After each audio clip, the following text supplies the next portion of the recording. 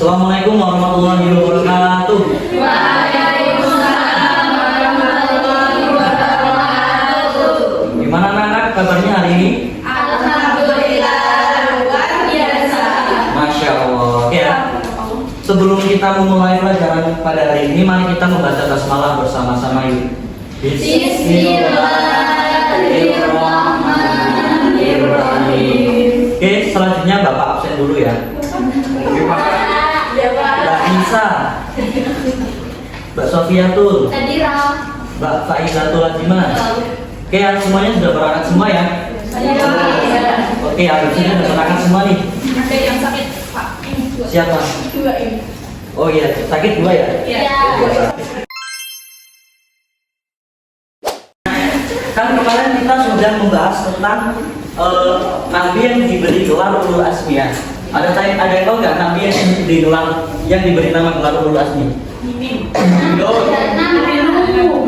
Siapa saja? Nabi Nuh, Ibrahim, Musa, Isa, sama Nabi Muhammad. Oke, betul lah.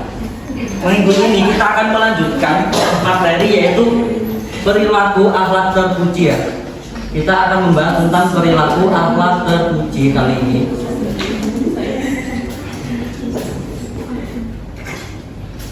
Oke. Yang pertama di sini Bapak akan menyampaikan alat terpuji. Di sini ada 4 elemen ya, ada 4 alat terpuji. Yang pertama ada husnudzon. Yang kedua ada tawadu.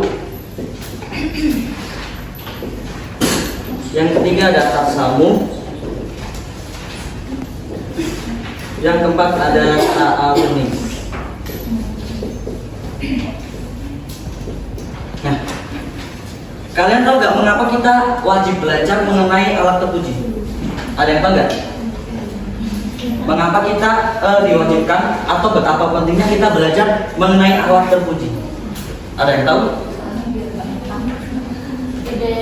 Biar gak depan. Numpang, betul. Kamu anak ya? Mengapa kita perlu belajar tentang akhlak terpuji? Karena yang pertama, nanti kita akan menjadi pribadi yang lebih baik. Itu yang pertama. Kemudian, ketika kita sebagai umat Islam, kita mempunyai akhlak terpuji, nanti kita akan membangun hubungan sosial kepada manusia, itu akan menjadi lebih harmonis. Dan yang ketiga, tentunya kita akan mendapatkan ridho dari Allah Subhanahu wa Ta'ala. Oke, langsung saja kita ke materi yang pertama itu husnudzon ya. Husnudzon itu ada yang tahu? Berprasangka baik. Istilahnya itu kalau di bahasa Indonesia namanya berprasangka baik. Positive thinking. Betul. Nah, kita sebagai manusia itu harus mempunyai kepercayaan bahwa setiap manusia itu mempunyai sifat kebaikan ya. Contohnya nih, misal kalian di jalan berpapasan dengan teman kalian senyum, kalian suka, tapi orangnya itu judes kayak nggak ada ekspresi sama sekali. Nah, kalian itu jangan menyimpulkan bahwa orang itu tuh lagi emang sombong, jahat atau lagi bete gitu kan. Kalian nggak boleh berprasangka buruk seperti itu. Kalian harusnya berprasangka baik. Mungkin orang itu lagi ada masalah, orang itu lagi banyak pikiran ya, seperti itu ya. Jadi kita nggak boleh menjudge orang bahwa orang itu sombong, jahat lah, ini itu ya. Kemudian yang kedua ada tawadu atau rendah hati.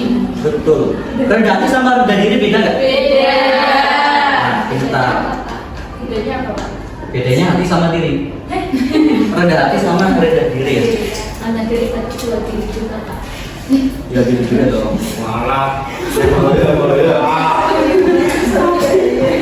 Nah, rendah hati itu adalah sebuah sikap yang menunjukkan orang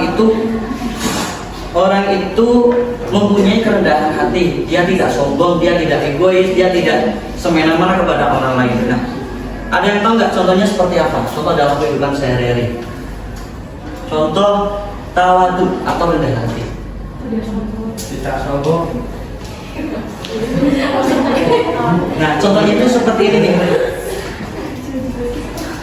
Contohnya Mbak Sofia nih, Mbak Sofia tuh sebagai murid paling pintar di kelas ini. Contoh, ya, contoh saja. Semoga iya.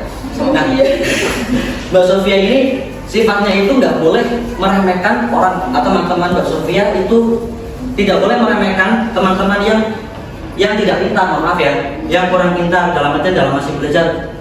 Kalau Mbak Sofia itu harus memberi masukan, harus memberi motivasi bahwasanya apa ya, kita itu harus hidup saling rendah hati nih. Contohnya ketika teman kalian meminta bantuan, kalian jangan bilang gitu aja nggak bisa gitu kan. Kita nggak boleh seperti ngomong seperti itu. Kita harus, oh ya sini aku bantuin, jadinya orang yang berpintar itu orang yang bermanfaat kepada orang lain gitu. Itu salah satu bentuk contoh tawadu atau rendah hati ya, seperti itu. Juga kita kepada orang tua itu nggak boleh sombong, nggak boleh apa ya, kita harus menghormati kepada orang yang lebih tua seperti itu ya, kepada guru, kepada teman kita yang lebih tua, kepada orang tua tentunya seperti itu ya. Itu merupakan contoh dari sifat atau rendah hati ini. Kemudian tasamu itu apa? No. Tasamu itu nama lainnya toleransi. Nah di sini kita sebagai umat Islam, kita tentunya harus mempunyai sifat toleransi baik sesama antar umat beragama maupun non beragama nih. Contohnya kita itu harus toleransi di sini itu menghargai kebudayaan, menghargai kebiasaan, menghargai pendapat, itu juga termasuk toleransi nih. Contohnya dalam kehidupan sehari-hari, misal kalian punya teman agamanya non Islam, kalian itu tidak boleh mencaci maki, kamu itu Kristen, masuk neraka, kamu itu nggak boleh seperti itu. Kita harus toleransi, kita harus menghargai keyakinan mereka seperti itu ya. Nah kemudian yang keempat ada ta'awun. Ta'awun udah tahu ya artinya ya. Nah betul, tolong.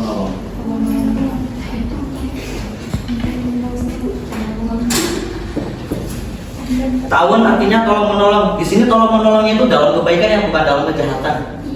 Ya, gitu ya. Jadi seseorang itu, kita sebagai manusia itu adalah makhluk sosial ya. Kita sebagai manusia itu sebagai makhluk sosial.